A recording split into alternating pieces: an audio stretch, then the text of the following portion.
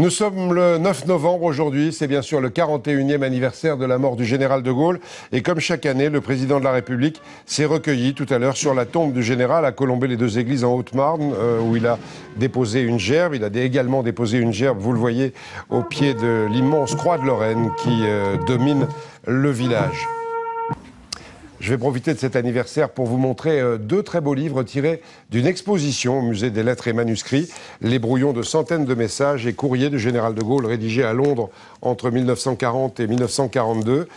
Ces livres tirés de cette exposition, je les ai à la main, les messages secrets du général de Gaulle de Gérard Lhéritier, édité par ce Musée des Lettres et Manuscrits, un très très gros livre, et puis une version un peu plus petite mais magnifique de Gérard Lhéritier et Jean-Pierre Guénaud, édité chez Gallimard. Et puis un autre livre intéressant à l'occasion de cet anniversaire, aux éditions du Cherche-Midi, le photographe Jacques Boisset, qui a suivi pendant des années et des années le général de Gaulle pour le journal France Soir à l'époque, raconte en photo le vrai rapport qu'avait le général de Gaulle avec les Français entre 1959 et 1969. Il y a quelques jours, le ministre de la Culture, Frédéric Mitterrand, avait dévoilé une plaque avec le nouveau label Maison des Illustres sur la propriété du général de Gaulle, la boisserie à Colombey.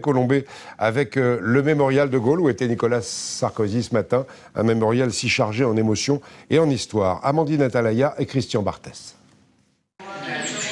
Il a choisi de s'établir en 1934 dans ce village de Haute-Marne. Charles de Gaulle, une légende certes, mais aussi c'est tout le sens de ce mémorial.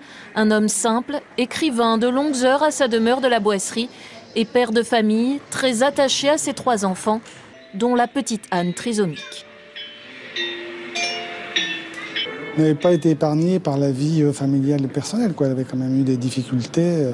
Moi, je trouve qu'il était relativement proche des gens, à mon avis.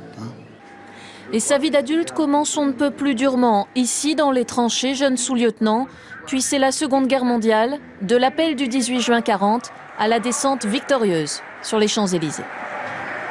Paris outragé, Paris brisé, Paris martyrisé, mais Paris libéré. Quant à lui, il ne sera pas toujours adulé. Voici la déesse d'époque de l'attentat du Petit Clamart. Il y a aussi mai 68, ces barricades. De Gaulle quitte la France, nul ne sait où il est parti. Puis l'échec du référendum, il n'empêche. On l'aime ou on l'aime pas, ça c'est une question d'idée, mais enfin on ne peut pas l'oublier. Sauver la France, représenter la France, c'était un homme merveilleux, quoi. À sa mort en 1970, le quotidien France Soir vend 2 millions d'exemplaires. Sur ma tombe, Charles de Gaulle, rien d'autre, dit son testament. Il avait aussi refusé une statue de lui, préférant la croix de Lorraine, symbole de la France libre. Et il est mort il y a 41 ans aujourd'hui.